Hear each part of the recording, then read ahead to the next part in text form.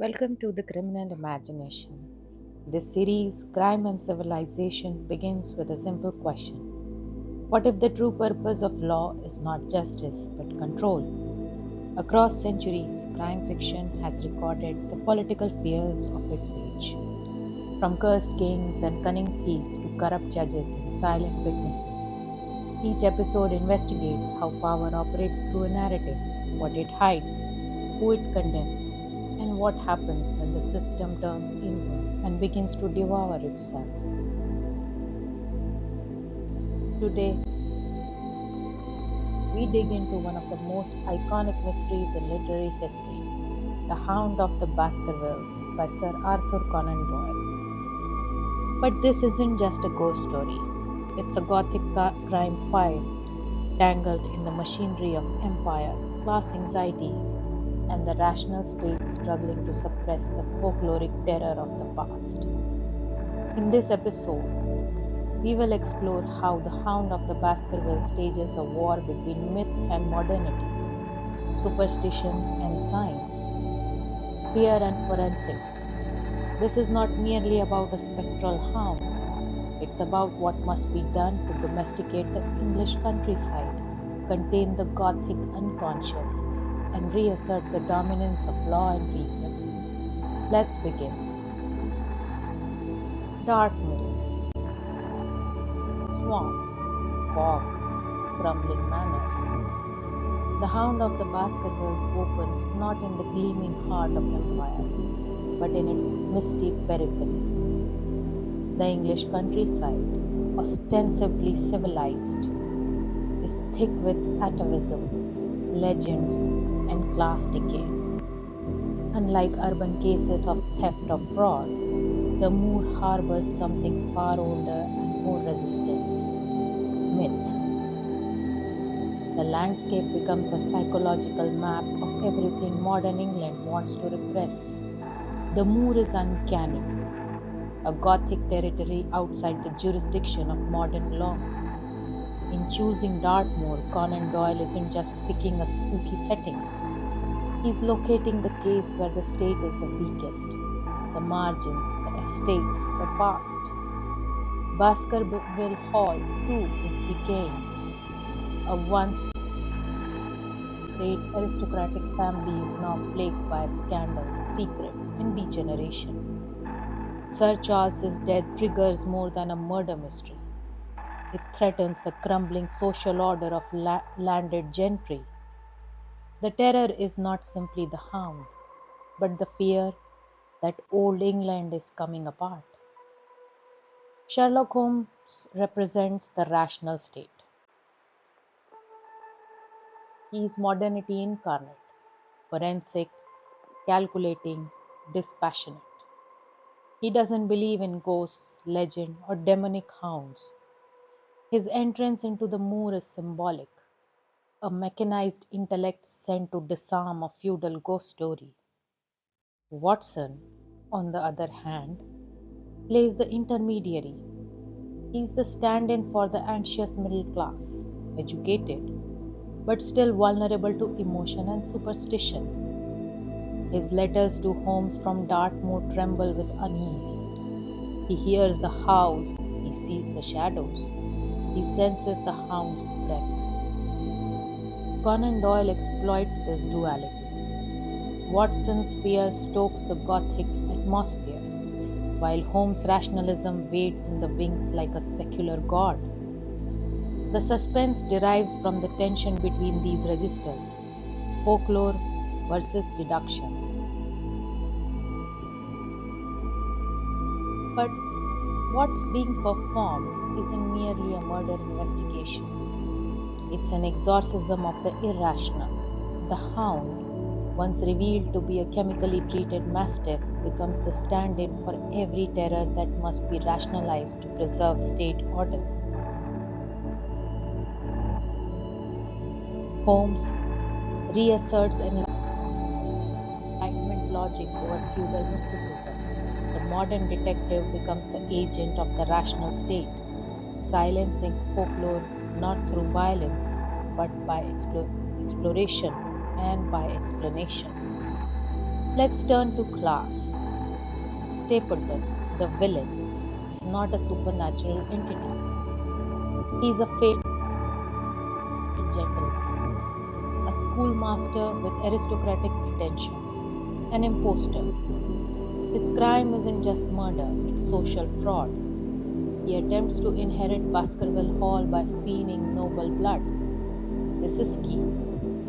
Conan Doyle's crime isn't merely about personal greed, it's a challenge to England's hereditary system. Stapleton wants to leap the class barrier through deceit. That, not the hound, is the true horror.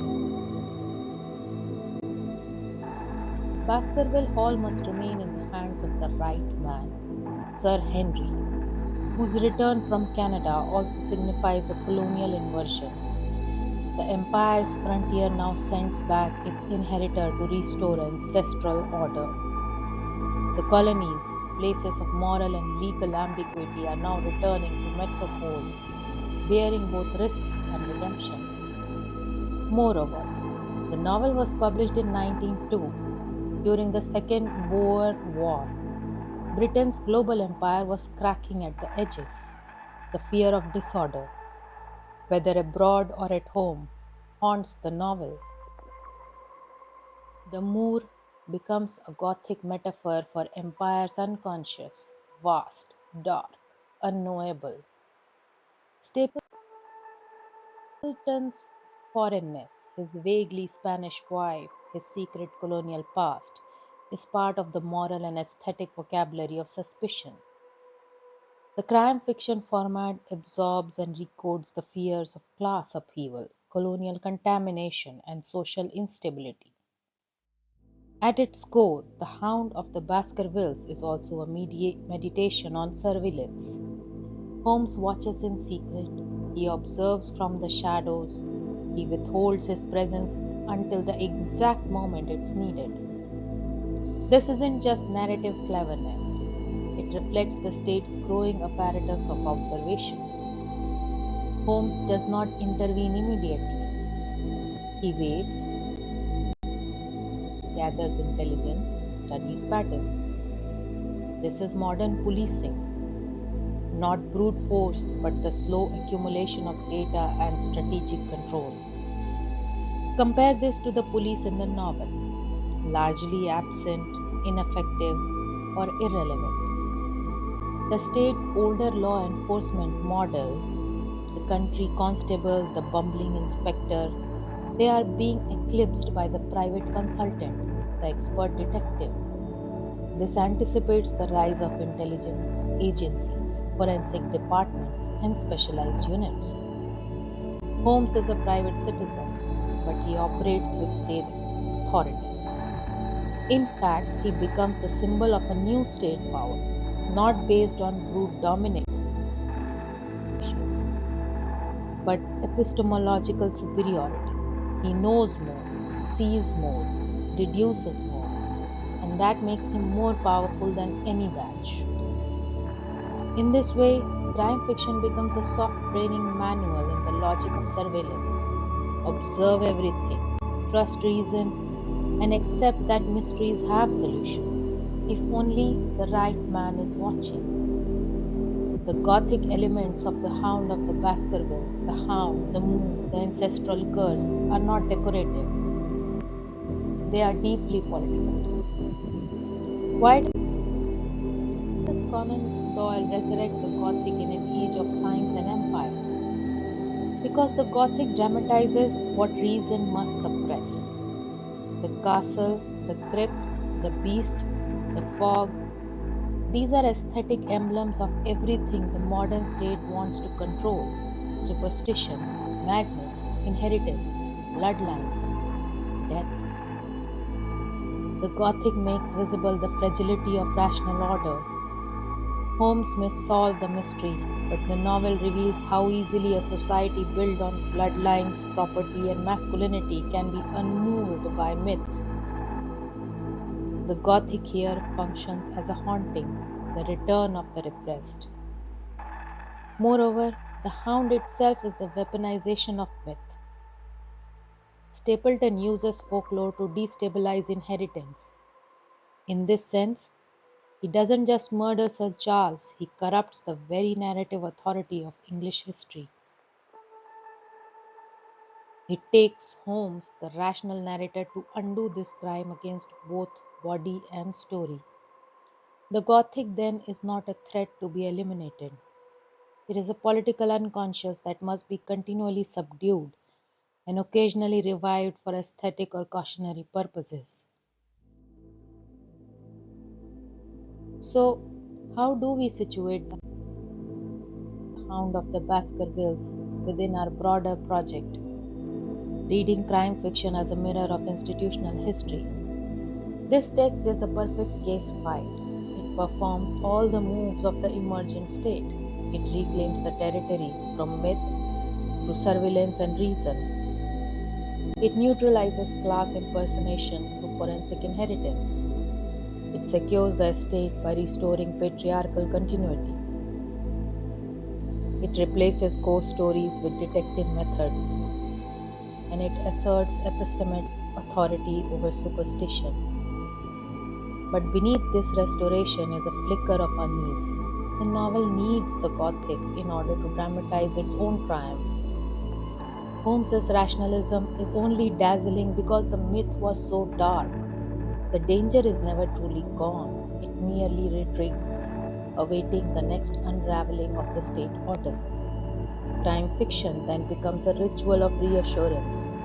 It tells us the irrational can be explained, the monster can be caged, the dead can be accounted for, but it also hints, only barely, only just. So, what do we learn from The Hound of the Baskervilles? That crime fiction does not simply entertain, it stages ideological battles. Here, the Gothic is not eliminated by reason, it is tamed, made legible, then used to remind us why the state must keep watching. Holmes's victory is more than personal triumph, it is a parable of institutional survival. Reason reasserts itself, but only after enduring its greatest enemy, the return of the folkloric, the Gothic, and the irrational. And now, here is a question for you to ponder.